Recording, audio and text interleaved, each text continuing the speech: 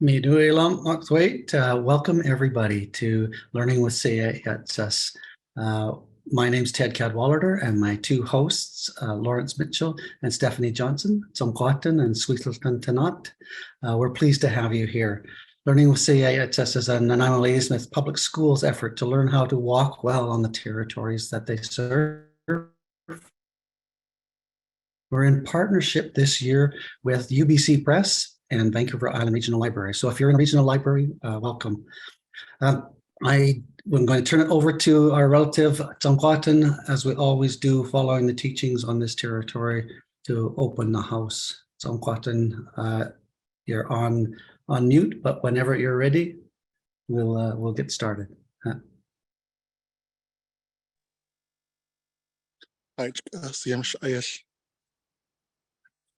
It's Apka Makshwet Pizza Namet at Tatima Syeyutsus. It's Apka. And that's Tea Weir at Skakip at Naquel Steelam. I'm going to share a prayer and a song, my friends.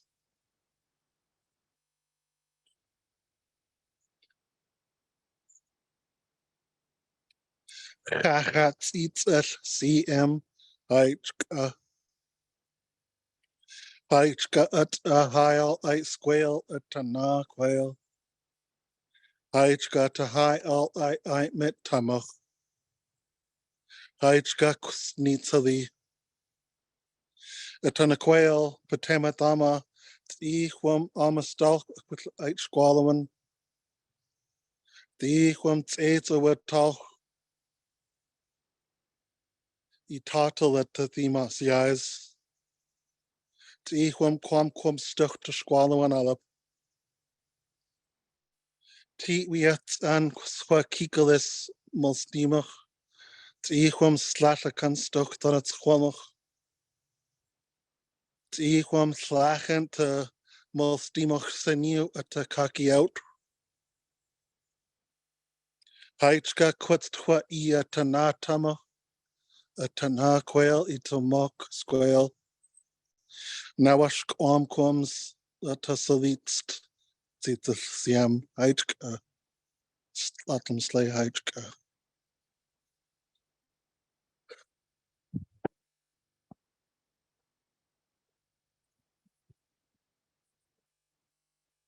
Oh, oh, oh, oh, oh, oh, oh, hey.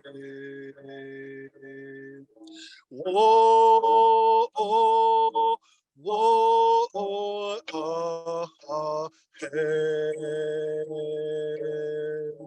Whoa, whoa, whoa, oh, hey. Wah, wah, wah, wah, wah, wah, hey, wah, wah, wah, wah, wah, hey, wah, wah, wah, wah, hey,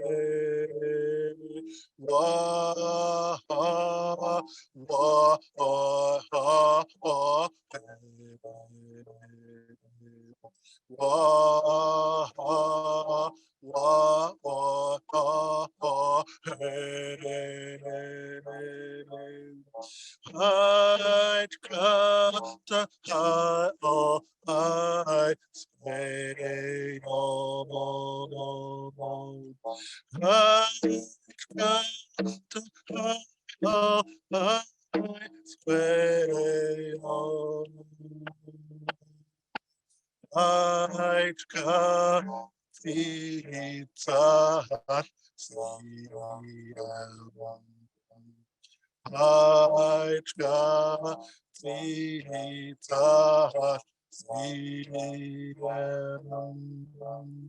Wah Wah Wah Wah Wah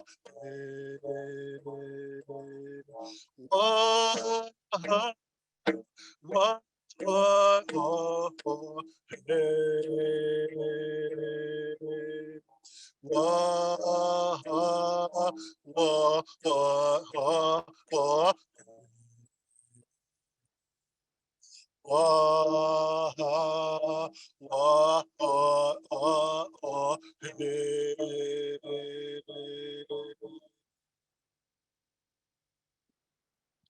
Apka, Heights, Apka. It's Garcia, my friend. It's a different background that Lawrence has today. He's in a very sacred spot in this territory, a place called Wildwood, and he's out there with a lot of students carving a canoe and an artist, and it's an amazing day that he's got behind him there, as you can see. An amazing day here too as well. I want to raise my hands and welcome two of our audience members, Laura and Fran. Two of our beloved Tsimshian women have joined us today, and they'll be in the audience. I want to let everybody know too, you can open up the Q&A, and if there's any questions that you'd like to ask our guest today, please fill them in there. If they come up in our chat window too, we can see them there as well. It's my great pleasure to welcome Dr. Helen Raptis. Dr. Raptis is a University of Victoria professor and author of the book that we're going to talk about today, What We Learned, 2 Generations Reflect on Tsimshian Education and the Day Schools. Welcome, Dr. Helen. It's so great to have you here today. Thank you very much. And thank you, Lawrence, for that beautiful prayer and song. It's really fortifying to start our session with a really spiritual approach. And thank you to Stephanie and Ted for inviting me. I'm just going to share my screen so you can see my slides, and I hope it works. And there it is. There. Yay. Okay, I'm coming to you today from the traditional territories of the Lekwungen-speaking peoples, which includes the Songhees, Esquimalt, and WSÁNEĆ peoples. And I'm a grateful visitor on this land. I'm honored to be living and working here. I'm also the daughter of immigrants who came to Canada in the 1950s seeking a better life. When their home country was destroyed both socially and economically from the insanity of the Second World War. And I'm very thankful that they made this move. And I never lose sight of the fact that my life has been greatly improved on territories that did not belong to my ancestors. I think it's really important for all of us who are visitors here to keep this in mind. So today I've been asked to reflect on the book, What We Learned, 2 Generations, reflect on Tsimshian Education and the Day Schools, published by UBC Press in 2016. And I'm a co-author, although I'm presenting on my own today, I'm a co-author. Before I explain all of that, I'd like to also thank Darcy Cullen and Leslie Erickson at UBC Press. They're the editors that we worked with. And Carrie Kilmartin has been fabulous in her outreach and marketing that she's done for the book. And I also want to acknowledge the federal government. We had an insight grant and an aid to scholarly publication grant from the Canadian Social Sciences and Humanities Research Council, which is often referred to as SSHRC or SHRC for short. My interest in working as an ally with Indigenous peoples began in about 1990 during the Oka crisis. And at the time I was living in Montreal, completing my master's degree. And I went out to the barricades to determine what this was all about and why I didn't understand what was going on.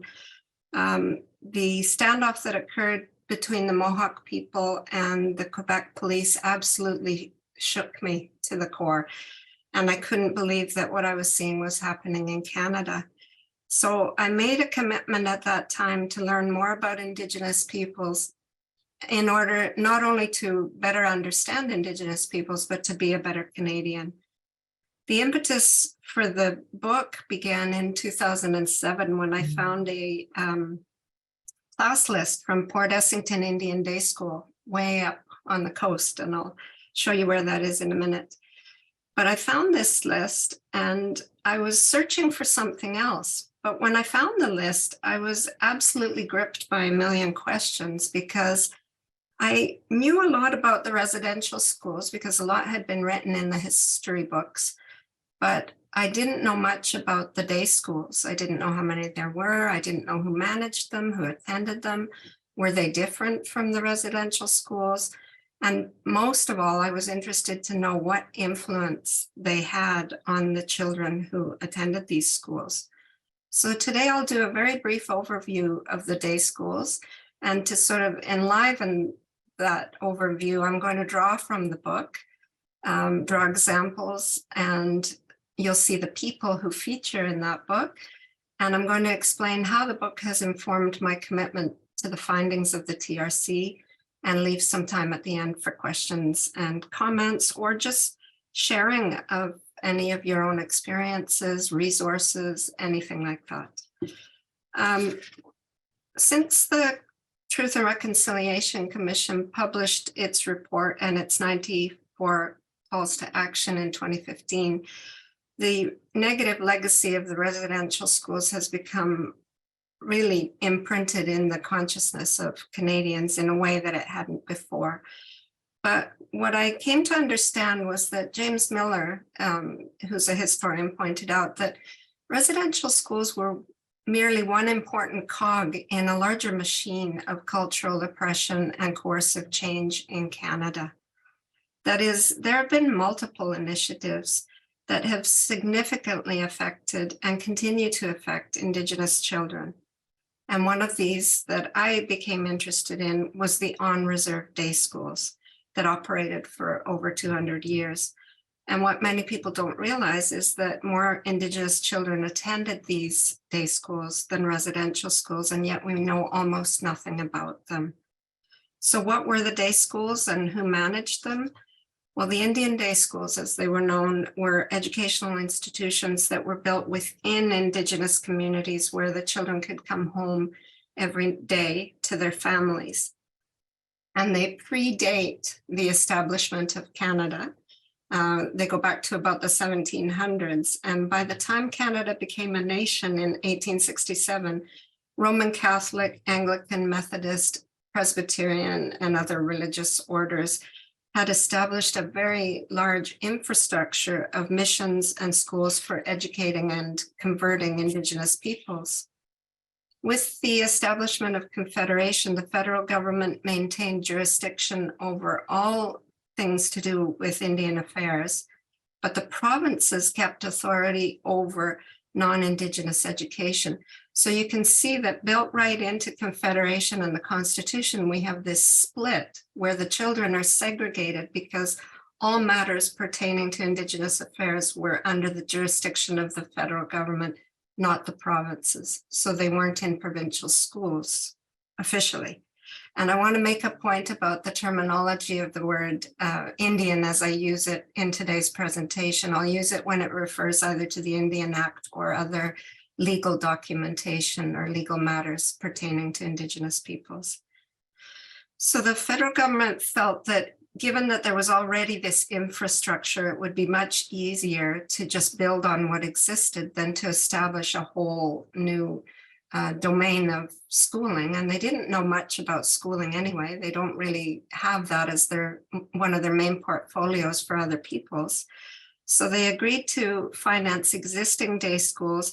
They covered capital and operating costs, but left the management in the hands of the religious denominations and the staffing also. Although there are some really good examples of communities, Indigenous communities, particularly in the Okanagan, where they insisted on having a say and being at the table where they determined who was going to be hired to teach in those schools. So in the early 1870s, the government favored these kinds of schools because, and this is a really odd way of thinking, of course, a very racist way of thinking, but they felt that if we educate the kids and they go home at night, then not only are we getting the kids, we're educating the adults and Canadianizing everyone at once.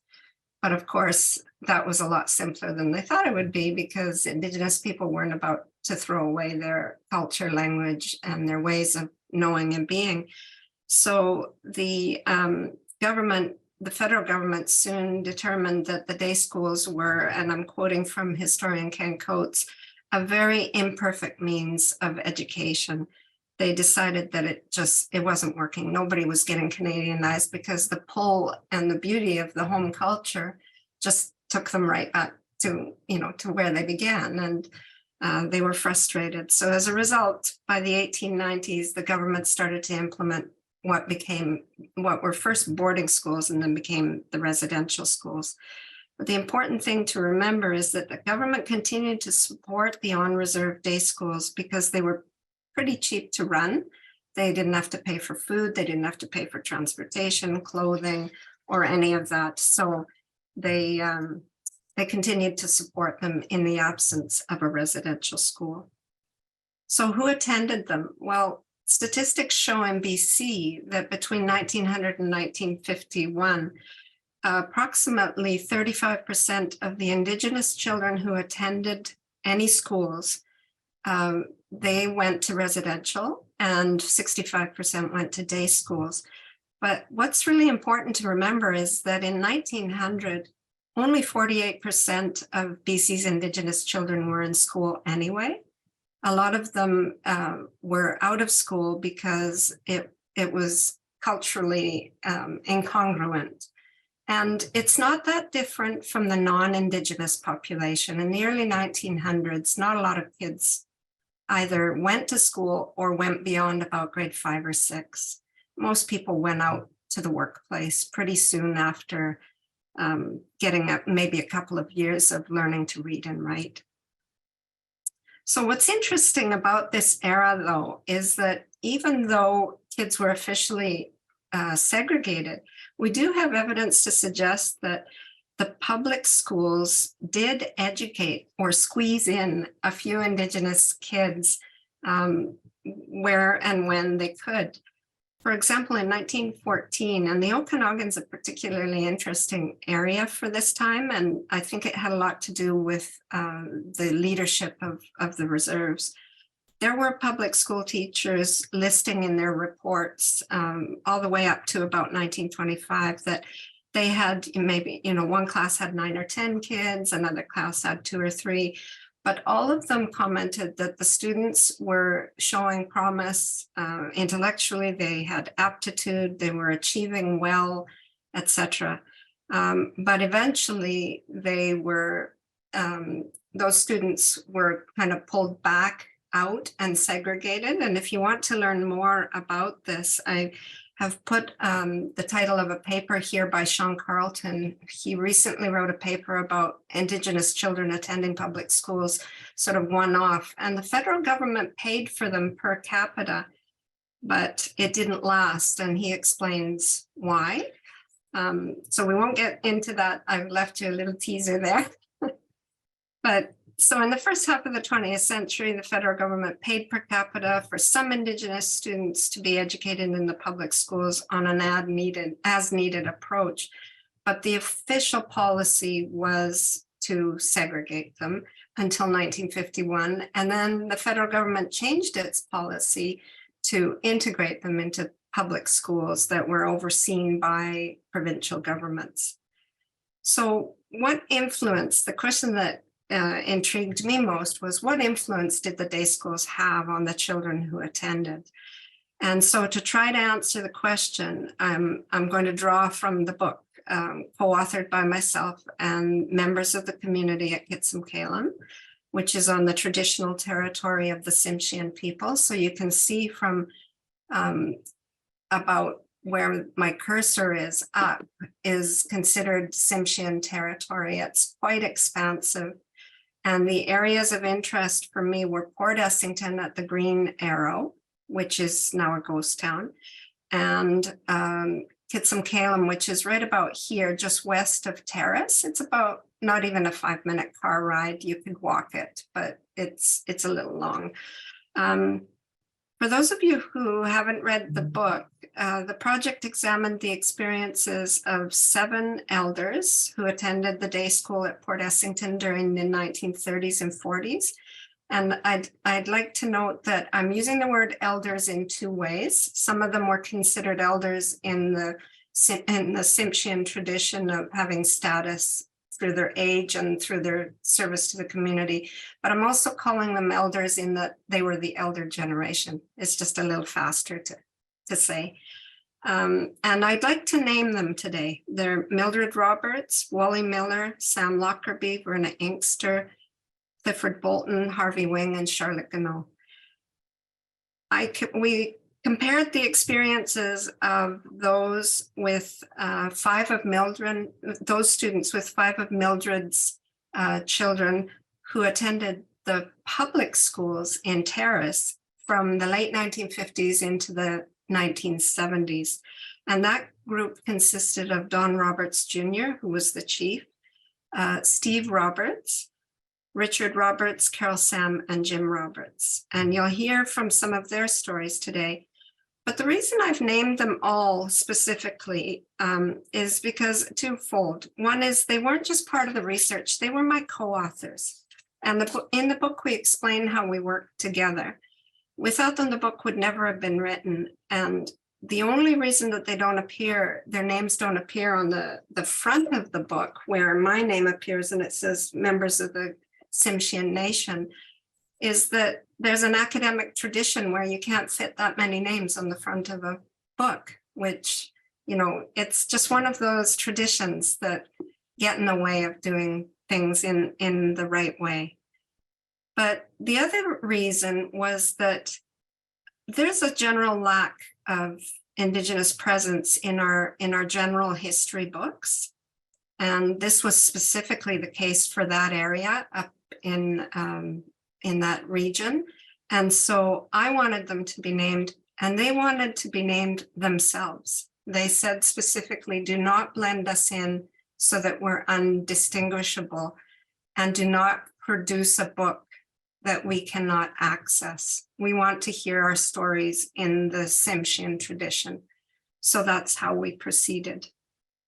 I didn't know any of them prior to 2009, by which time I was fully aware of Canada's colonial history of oppressing Indigenous peoples. And I was really afraid, I was terrified, in fact, of making a mess of things. And so in preparation to do the research, I read extensively from the literature on how to work respectfully with Indigenous communities. And one in particular that I started with was Augie Flaris's book, Researching Together Differently.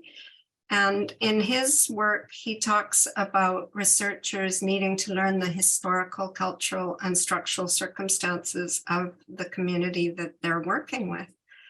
And that's what I did. I read everything I possibly could get my hands on about the history, culture, and structure of the society, of the Tsimshian society, as well as the settler history of the area. My understanding of the community at Port Essington came mostly from Ernest Harris's book called Spokeshute, which is the Tsimshian name for Port Essington. But the book is written from a non-Indigenous perspective and mentions Tsimshian people less than half a dozen times, and almost no one is mentioned by name. So, you know, every settler is mentioned by name, but that prompted me and the people in the community to work in a different way and to do history differently. So as I said, the two locations were the town of Port Essington. This is what it looked like before it burnt to the ground in the 1960s. It's now a ghost town. This is where the older generation was schooled. And then Kitsamkalem west of Terrace. And I don't have a picture of the community center. I can't believe I don't have one to share with you. I'll have to get one the next time I'm up there. So due to the rugged terrain, you can see how remote this is. The traditional knowledge, skills, and values of the Tsimshian people constituted a really formative component of the elders' educational experiences. You know, whether they were collecting and preserving food supplies or contributing in other ways to community life, the elders paid attention to their parents' warnings, their parents and grandparents, not to depend on the welfare of the Canadian government. And this lesson is best seen in Wally's story. At the age of 4, Wally began fishing with his uncle, and he sustained himself and his family through his work until his retirement at age 65. When an Indian agent showed up at the house to offer the family welfare in exchange for schooling and other things, Wally told the agent point blank to get out of the house and never return. You know, there was no need for that person to be there. And all 7 of the elders credited their family's teachings as being really foundational to their development of self-reliance, respect, a strong work ethic, and it served all of them well as they assumed adult roles both in their communities and in the greater Canadian economy. So although the elders felt that their formal school experiences were less instrumental than Tsimshian education in shaping their adult lives, they still felt that their experiences had some impact on them. So this was the case in particular for Clifford and Charlotte, the only 2 of that group who completed high school. So they talked quite fondly, actually, about their high school experiences, because Clifford, for example, he acquired rock polishing and jewelry making skills when his principal befriended him, and they had a strong relationship. And his work with the jewelry making really provided him with a lucrative livelihood and a lot of social recognition, not only in his community, but from the upper echelons of Canadian society. So Queen Elizabeth received one of his pieces of jewelry when she came for a royal visit, for example. In the case of Charlotte, she was encouraged by the community's priest and his wife. So she went on to post-secondary training and went to college. And she developed later, she had a very interesting career in management. And she eventually became an education coordinator at Kids and Calem's On Reserve School, which currently teaches children in their Tsimshian language and culture, which she's so proud of and I think is just so wonderful. And that's one of the projects that we're working on now, is tracking the history of how that school got off the ground. But she influenced so many generations of graduates from that school. And they both credit their perseverance at school with having relationships with significant people who promoted schooling for them. And then there was Mildred, who left school at an early age, but she went on to do amazing things in order to preserve and teach the Tsimshian language and culture in her community. Sorry, I don't know how that jumped. But you'll have to read the book to learn more about Mildred, because there's so much to say about her that it would be a disservice to just point out one thing about Mildred. But the stories of the older generation also reveal the negative effects of the day school, and there definitely were negative effects. For example, the use of Somalia, the Tsimshian language, declined most quickly after the 1940s. So 5 of the 7 in this group were raised using Somalia, but none of their children speak it. So they made conscious decisions not to raise their children with the language because of what they experienced themselves at the day schools. For example, one of Mildred's teachers forced her to write on the blackboard about 500 times, "I must not speak Indian," because a couple of words slipped out from time to time. So she was constantly writing lines, "I must not speak Indian." And the teacher didn't even have the respect to know what the name of that Indigenous language was. So Indigenous scholar Andrea Barrett Nicholas has pointed out that Native languages have suffered the worst losses since the implementation of integration in the 1950s. I think it's a little bit earlier based on my research from Port Essington, but I think that this era of the integration into the public schools from about the late 40s, 50s onward is really worthy of future research and future inquiry. So stories from the elders also indicated the extent to which they felt the ill consequences of really badly conceived policy and legislation. And one is interesting, I want to mention from Wally's story, things done without consultation, without looking into details, without any knowledge of the community and what kind of impact it would have. So Wally, oh, sorry, I didn't mean to jump forward. Wally was about age 7 when the Indian agent came to the reserve and told him he couldn't attend school anymore at the day school, and he couldn't live on the reserve anymore because his mother had married a white man. And that policy, which has since been overturned, really disenfranchised Indigenous women who lost their status. And so in the mind of the government, Wally was not Indigenous anymore. He basically told the fellow, there's no way, I'm not moving off the reserve. He decided to live with his uncle and learn how to fish and hunt and do all the things that he wanted to do. And that's very much in keeping with the Tsimshian lineage of the maternal uncles looking after the young men and ensuring that the young men get all of the skills that they need to be an integral part of the community. Another example is illustrated by an experience that Mildred had, very negative experience. So one day in class, her brother punched a fellow student who knocked his ink bottle over and it went all over his notebook. And Mildred said, and I'm quoting here, she said, the teacher didn't stop to find out what was wrong, very typical, don't ask questions, just react. She just ran and started hitting my brother with that hickory stick. And my other younger brother jumped out of his seat and ran crying. In Somalia, I told him to sit down or she was going to hit him too. And then she came running to me and started hitting me. I think she just sort of lost it. I held on to the stick and it broke. So she took the strap and she was just hitting me all over my arm. And I grabbed the strap and I held on to it. She told me to leave. I didn't leave because of my brothers. I didn't want to leave them there. And when she told me this story, I just felt this crunching feeling in my heart and in my stomach because of the incredible defiance she showed and her perseverance in protecting her younger siblings. I thought, would I have had the courage to do something like that at a young age? So many of the forces acting upon the elders were overtly discriminatory like that.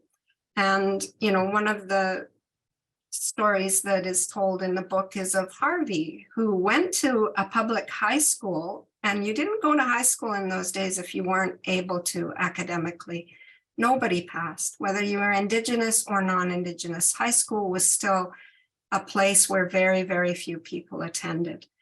But his teacher said to him in one of his classes, you know what, no matter what you get, you're not going to pass this course.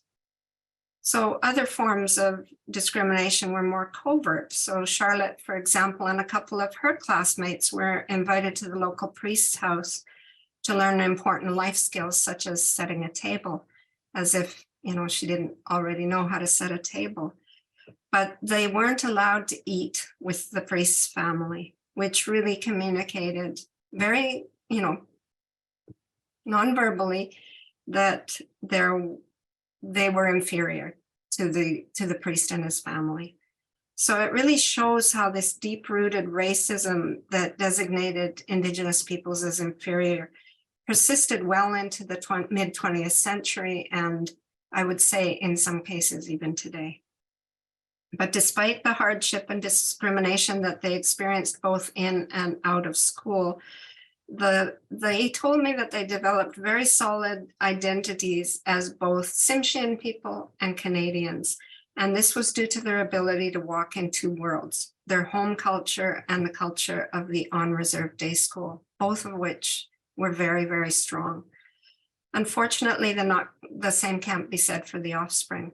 The most significant difference between the two generations' recollections relates to the loss of language and culture. So none of the 5 offspring who recounted their stories recalls learning their traditional language or learning any overt cultural practices. And by the time Steve was born in 1953, provincial game and land laws were increasingly pushing Aboriginal people out of their subsistence economy and out of fishing and canning industries that were becoming monopolized by very, very few large corporations. So this forced greater numbers of Tsimshian men to seek full-time, non-seasonal paid employment to support their families, and sometimes they'd end up far away from Port Essington.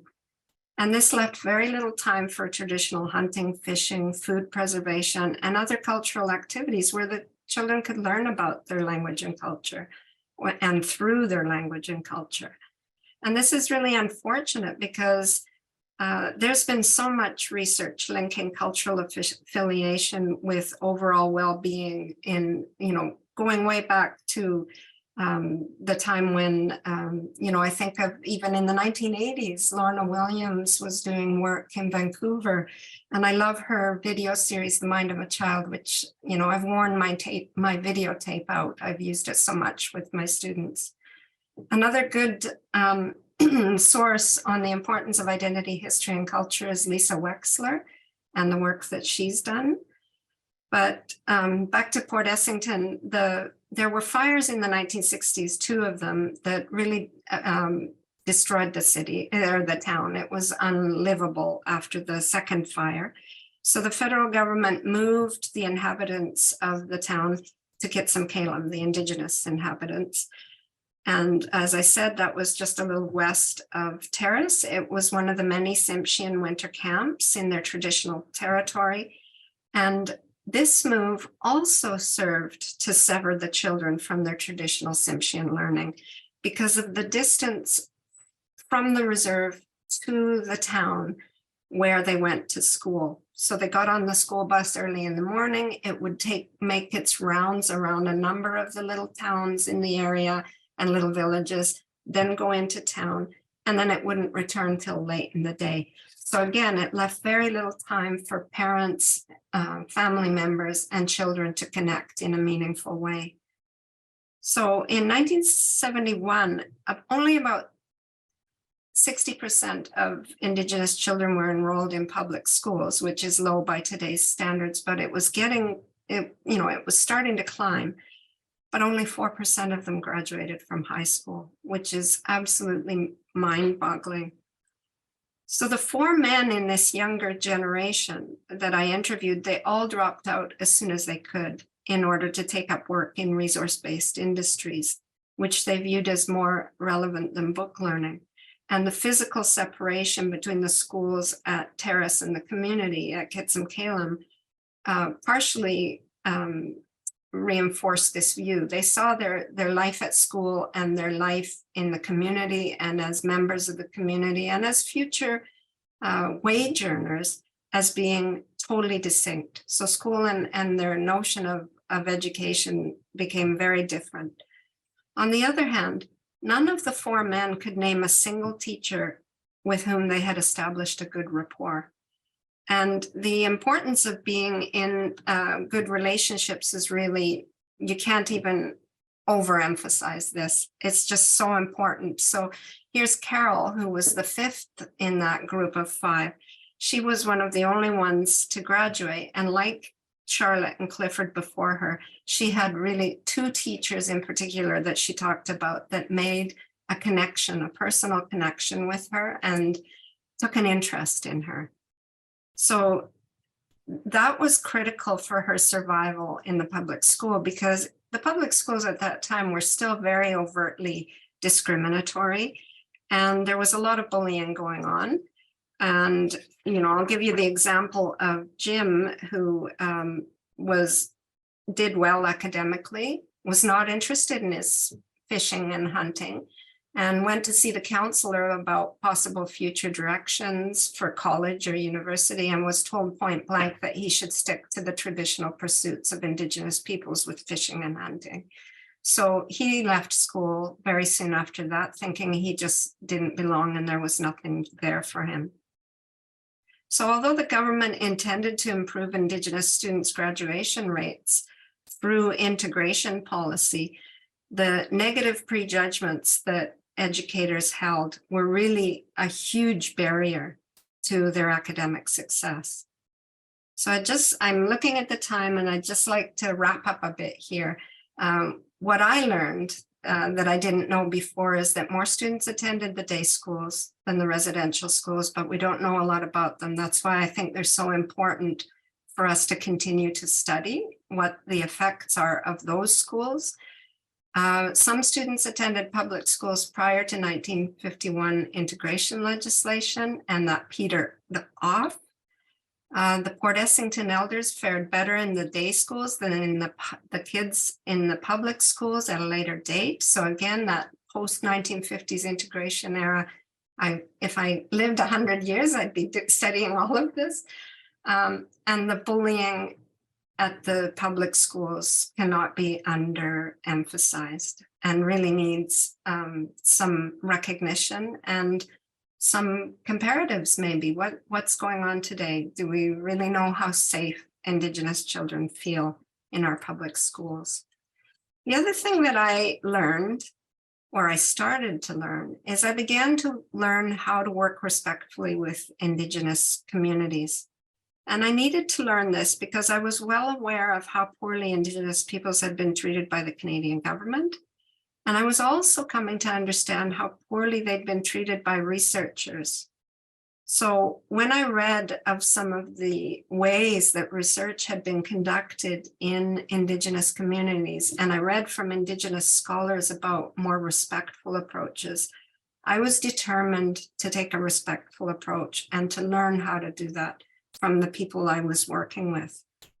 Well, I did make mistakes, but you'll have to read the book to find out what those were. We don't have time for that today. But the people of Tsimshian have been absolutely wonderful mentors to me as I strive to work in a good way with Indigenous communities and to be a better Canadian. I see those two as going hand in hand, and they're goals that I set myself back in 1990, and I continue to have those long-term goals. Working with the people of Tsimshian has been a highlight of my career, and I'm committed to continuing to work with them in the name of reconciliation. So after we published the book, What We Learned, we undertook another project in 2018 on health and well-being in their community, which was funded by the Vancouver Foundation. And in 2019, we got funding from the federal government to take on another project on the history of the on-reserve school that teaches language and culture and teaches the current curriculum through the language and culture of the Indigenous children. And that had to go on hold due to COVID, but also due to my ill health. And I'm back in the saddle, and I'm looking forward to joining the community again and finishing that project. So I'd like to leave it at that, and thank you very much for listening.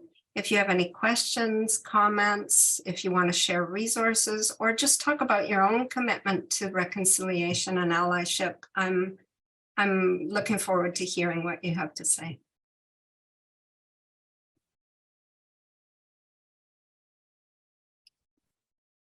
Thank you so much, Dr. Helen. That was wonderful. I'm a kid who grew up in a small First Nations community on the north coast of Vancouver Island, and then spent quite a bit of my youth out on the water and commercial fishing and traveling up and down the coast. So the story really felt great, felt at home to me when I was reading it, and especially those stories of young men who didn't go to school much, like my dad, who went fishing and logging, and because they went out and earned a living, went a little ways into school, but found out that there was another big world out there behind them. So it felt like quite a historical piece of a kid who grew up on the West Coast. One of the things that you mentioned in the conversation here today was about culture and language as a health indicator. Now, I think that's an underutilized piece of information that many of our relatives who are out there who are involved in language and culture are that's a good thing. They're stronger and and more active, and they live a healthier lifestyle. Do you want to talk a little bit more about that? About what came to the forefront in your research? Well, that is what prompted us to apply to the Vancouver Foundation for money to do a two-part study. So we got the first part done, and then we were going to apply for funding for the second part. I got ill and COVID hit, so we didn't actually apply for the second part. Okay. But the first part was to look at ways that barriers to participation in language and culture for the Tsimshian people of the area around Kitsim-Kalim. We wanted to know, why do some people embrace that and others don't embrace it? Because the research literature is very, very clear that people who embrace their home language and culture, they have the ability to walk in two worlds, despite what people thought in the 1930s, 40s, and 50s, that language and culture would interfere with the acquisition of English language and culture. They have that ability. It's good for them. So why do some people embrace it and show up to all the cultural events and send their children to the language schools, and some people don't? So the first phase of that research was to figure out how to work best with people to work on that project. We set up a situation on reserve where we consulted with people. And what we found was a bit of a divide between the older and younger generations. Again, a generational divide of what kinds of access people had to communicating, who had access to computers, telephones, how best they wanted to communicate with us. And it was a fascinating finding, because the elders wanted to speak face to face, and they really liked the idea of having contact with human beings. And the young people all wanted to do everything online or fill in a survey. So it shows how enculturated in the dominant contemporary culture the younger people have become. And then we never got to the second part of that, is how is that affecting their health and their well-being? And why are they resisting some of these cultural teachings from their elders? So yeah, that's all I can say right now. No, it's more to come. One of the reasons I asked is because our Snuneymuxw relatives have adopted a healing framework that is inclusive of language and culture, and there's more to it than that. But I've always taken that for granted, that all that if you're active in the language and culture, then you have a more richer lifestyle, and that tends to show up in health indicators. Yes. One of the I want to use dichotomies that shows up in the book and the stories that your co-authors shared is the difference, not the difference, but I guess the difference in definition between education and schooling. So they went to school, but that was just a part of all of the things that they were doing. And one of the pieces I enjoyed was, in that earlier generation, they talked about camping. They just went up the river to the lake and skated and camped, and they just stayed there. Yeah. And then when they got tired of staying there, then they came home. And then there was schooling and the things that they learned along the way. Can you talk a little bit about that? Yeah, that from the interviews and their stories, that came to the surface so strikingly. When I listened to the elders talk, they talked about school, and then they talked about their learning. And in the Tsimshian language, in Somalia, there's only a word for learning. There's not a word for school. So they had this distinction in their mind that you can learn at all times. You can learn from your environment. You can learn from the people you live with. You learn from your family. But school is the place that you go to that's a Western conception, a settler conception, and it doesn't have the same expansive notion as the Tsimshian word for learning. The younger generation, on the other hand, when I asked them to tell me about their recollections and to reflect on their education, they talked about school. So you can see that broad notion of learning in the Tsimshian tradition by that second generation had become much, much narrower. They were much more influenced by the idea that education is synonymous with school, that Western notion, which struck me so vividly. I couldn't believe. And that I think is because of the two different situations. They got less of their language and culture. Yeah, I look at the picture of that village right on the coast and think, what a beautiful place to grow up and learn, out on that beach and in the forest behind it. And if there was a school there, that's great too. So, but the learning environment was just that shoreline that you showed. That was amazing. Yeah, One did you of- see Laura Tate's question in the chat? I want to make I sure s- before we end. Our dear assistant superintendent of That's in the chat over here. Yeah. yeah, is a Tsimshian woman, and she wants to know why did you what interested you about studying the Tsimshian people and the day schools? What drew you to that nation and that territory? That's a good question. So I knew from the official history books that in 1951, the federal government threw out the segregated schooling model and said, you know what, we're going to start to wind down the residential schools and the on-reserve day schools. And we're going to make sure those kids go into public schools with their Canadian peers, because we've just fought a war overseas about equity and human rights. And here we are segregating children. So in my mind, 1951 was the turning point, and the agent or the agency for that change the initiative came from the federal government. But the class list that I found in 1947, at the bottom of the names, there was a handwritten note from the teacher that said, the school is being closed and the children are being integrated into the public school. So 1947 places it 4 years in advance of the federal policy. And I had this cognitive dissonance that said, what's going on here? Why were they allowed to shut the school and integrate those children into a public school 4 years in advance of the policy? And it was my sincere luck that the people in that region were just so welcoming and so wonderful that I've kept wanting to go back. And I was very lucky in that regard, because I know that that's not always the case. People react very badly in some communities to the idea of researchers poking their noses around. I just want to say, and rightly so.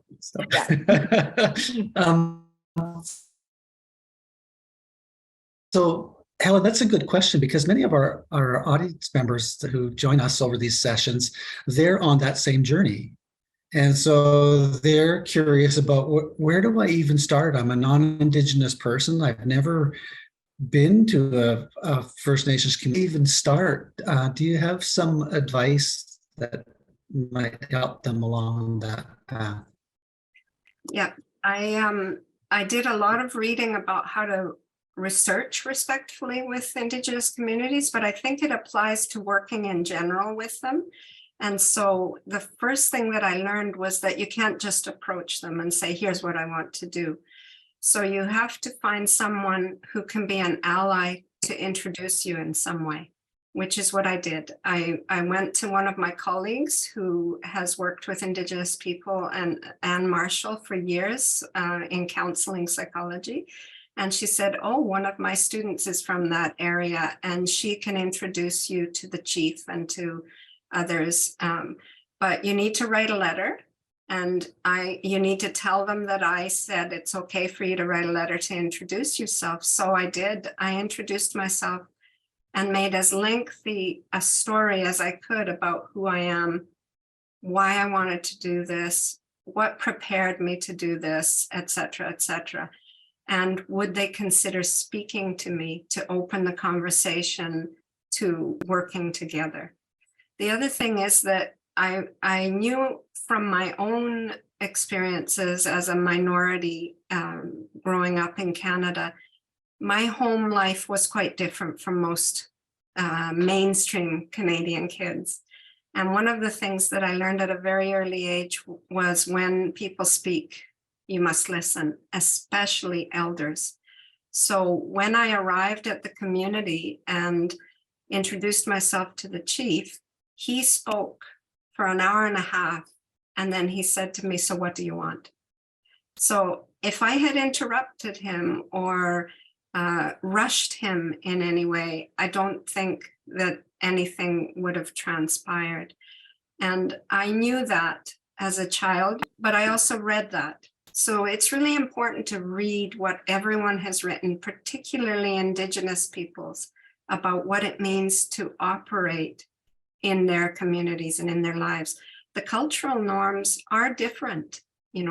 How we behave as Canadians, which was a very difficult thing to learn for me, particularly as a young teenager, is quite different from different cultural approaches. And in some ways it overlapped with my home culture, but I learned a lot from what I read. So yeah, those are the three most important things that for me, but I would never have dared to approach the community without reading as much as I possibly could and speaking to people and saying, how did you approach a community and what did you do and what did you learn? And is there anything I should be cautious of or, not say or not do? And, I was quite terrified. Lots of nights I didn't want to make a mistake. Well, and that's a fear that a lot of our teachers have as they step into this realm, right? And a lot of our support staff too, as they step into this world. And you did have good guidance from Adosti. We know her quite well, and that's a good guide to have as you step into that world. We have one question here in our Q&A, and it says, what do you think is the importance of learning about Canada's past of segregation towards Indigenous communities? Also, what do you think is the importance of making land acknowledgements? So I think the importance of learning about past segregation is critical. I really want, not that, but at a deep level, because when I spoke about the segregation, I spoke about the dilemma of the Constitution.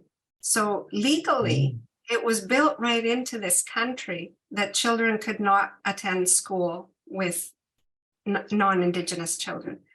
So it's not just important to know that kids were segregated because of racism or because of a notion of superiority, but in the Constitution, the Canadian government kept control of all things Indigenous because it went hand in hand with claiming the land and the resources.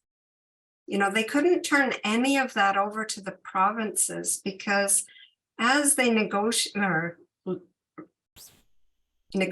I hate to use that word because in many cases they didn't even negotiate. As they swept across and consumed land and resources, they had to have control over the whole kit and caboodle. And so it's really important to know that. It's not like, like there's a depth to that segregation that we haven't even talked about. We've just scratched the surface, but there's a depth to it in the way that all of these systems work together to segregate those children. Yeah, some of our previous guests have talked about that. Sakesh Anderson talks about that internationally, right? It's baked into documents that that are really hard to untangle, and it shows up mostly in destructive ways at a societal level, but that control still remains there. Yeah. Yes, because of the Indian Act and the Constitution, they still hold those legal grips on what's happening. Okay. Well, thank you very much, Dr. Helen. Lawrence had to leave us earlier, but I just want to, on behalf of Stephanie and myself and Nanaimo Lady Smith Public Schools and UBC Press and Vancouver Island Regional Library, it's a beautiful book. Thank you for raising those stories of your co-authors, amazing photographs in there as well of of the different landscapes that others might not have seen. And this really helps us along on our journey around learning with Syeyutsus, learning how to be good relatives on these territories. Thank you. Thank Okay. you to all of you. Yeah. Thanks to everybody for joining us. Hey, goodbye.